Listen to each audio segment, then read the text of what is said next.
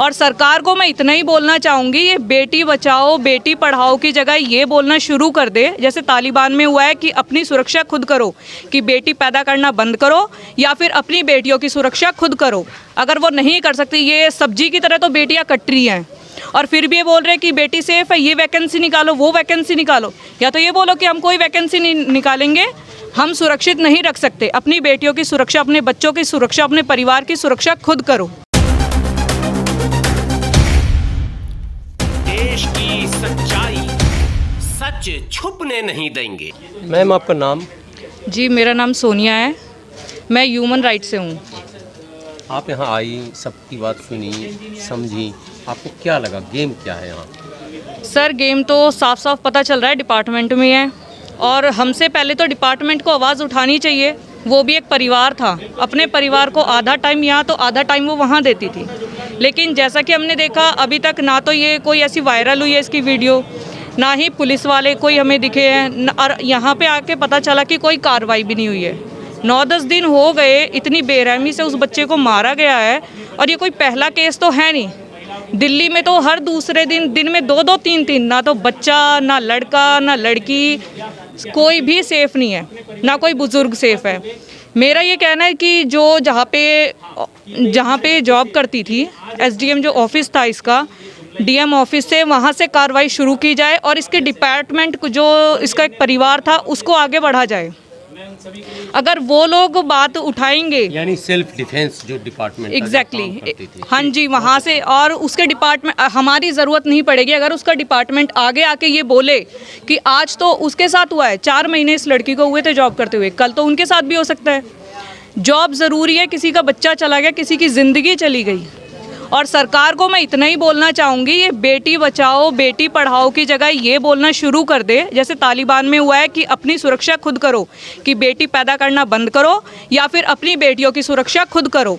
अगर वो नहीं कर सकती, ये सब्जी की तरह तो बेटियाँ कट रही हैं और फिर भी ये बोल रहे हैं कि बेटी सेफ़ है, ये वैकेंसी निकालो वो वैकेंसी निकालो। या तो ये बोलो कि हम कोई वैकेंसी नहीं निकालेंगे, हम सुरक्षित नहीं रख सकते, अपनी बेटियों की सुरक्षा, अपने बच्चों की सुरक्षा, अपने परिवार की सुरक्षा खुद करो।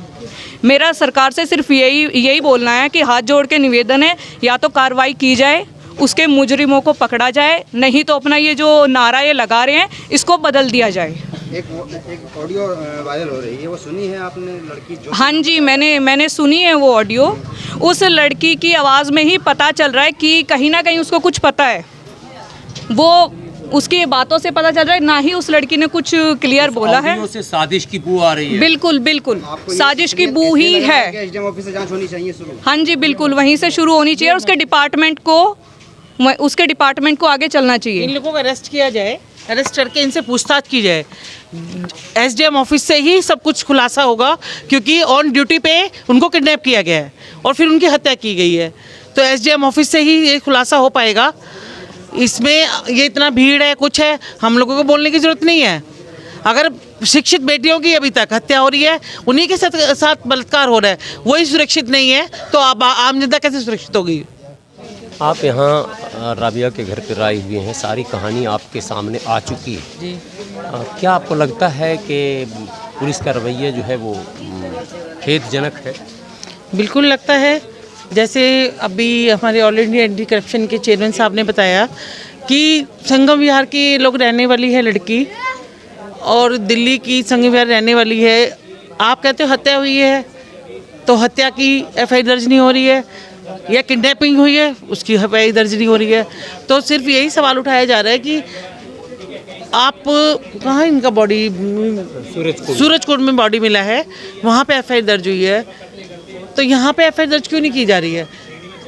मैम एक सवाल ये है आपसे कि संसद के अंदर महिलाओं की कमी नहीं है और ना ही विधानसभा के अंदर कमी है। जब ऐसी कोई घटना घटती है तो इन सांसदों को, विधायकों को क्या हो जाता है जो महिला है? देखिए, इस बारे में मैं क्या कहूँगी, वो लोग अपनी अपनी पोस्ट लेके बैठ गए हैं, अभी तक यहाँ पहुँचे नहीं है। 8 दिन हो गए हैं, 8 दिन में ना तो कोई एफआईआर दर्ज हुई है, ना पीड़ित परिवार को ये लोग मिलने आए हैं, किसी भी तरीके से इनको सपोर्ट नहीं किया जा रहा है।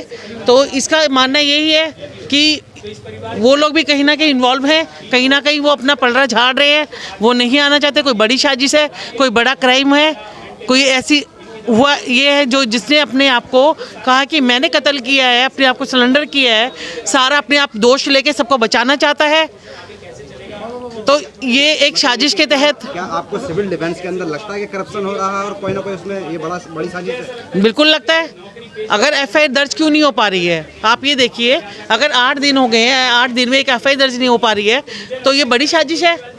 साजिश के तहत सब कुछ हो रहा है। और एक आके कहते हैं कि हमने, और लड़की पे आरोप लगाया जा रहा है कि भी उसने शादी की है, कुछ की है, ऐसे गलत आरोप लगाए जा रहे हैं। महिला को बदनाम किया जा रहा है, एक महिला की प्रतिष्ठा को बदनाम किया जा रहा है। तो ये चीज़ें हमारे भारत में मोदी जी क्या कर रहे हैं? बेटी बचाओ बेटी पढ़ाओ, क्या आंदोलन का वो अर्थ रह गया है? आप ये बताइए, किससे जाके सवाल करें? सरकार कमज़ोर है, सरकार को दिखाई नहीं दे रहा, सुनाई नहीं दे रहा है। तो हमारी यही रिक्वेस्ट है मोदी सरकार से, केजरीवाल जी से, हम किसी का नाम नहीं लेना चाहते कि ये एफआईआर दर्ज होनी चाहिए, पीड़ित परिवार को इंसाफ मिलना चाहिए। आज इस बेटी के साथ हुआ और हर साल किसी ना किसी बेटी के साथ ये हो रहा है, और आगे ये प्रक्रिया रुकेगी नहीं। अगर सिस्टम नहीं जागा तो ये आगे भी ऐसी प्रक्रिया होती रहेंगी। इसके लिए अलग से कोई कानून बनना चाहिए। अगर आप कहते हैं कि महिलाओं के लिए महिला आयोग है, तो महिला आयोग से अभी तक यहाँ कोई आया नहीं है, किसी ने कोई सपोर्ट नहीं किया है। तो आप लोग जैसे कि एनजीओ से जुड़े हैं, जी संगठन से जुड़े हैं, जी, तो क्या अपने स्तर पर आपने कोशिश की कि भाई आप एसडीएम से बात कर रहे हैं? जी बिल्कुल, हम आज आए हैं ह्यूमन राइट्स से, हमारा, और ऑल इंडिया एंटी करप्शन से योगेश कृष्णा जी आए हैं। हमारा सिर्फ यही है कि एफआईआर दर्ज करवाने के उससे ही हम आए हैं कि इंसाफ इनको मिलना चाहिए। इनका अभी तक इनसे ये नहीं पूछा गया कि भाई हुआ क्या है। कोई भी संस्था या कोई बड़ा अधिकारी आके ये नहीं कह रहा है कि भाई आपके साथ क्या हुआ है। रहने वाली मैं संगम बिहार की हूँ, हत्या करके मेरे को वहाँ डाल दिया गया है। या तो मेरी किडनैपिंग का लिखो या मेरी हत्या का लिखिए, पर मेरे एड्रेस प्रूफ जो हैं वहीं पे, जॉब मेरी यहाँ है, तो सूरजकुंड में मैं क्या कर रही हूँ? आप ये देखिए, ये सब घोटाला है, सब साजिश के तहत हुआ है, और इंसाफ इनको मिलना चाहिए। परिवार को, पीड़ित परिवार है, मैं इनसे यही बस प्रार्थना करती हूँ, इनको भगवान तसल्ली दे और इनको हौसला अफजाई करे कि इस दुख से ये उभरें और इनको इंसाफ मिले।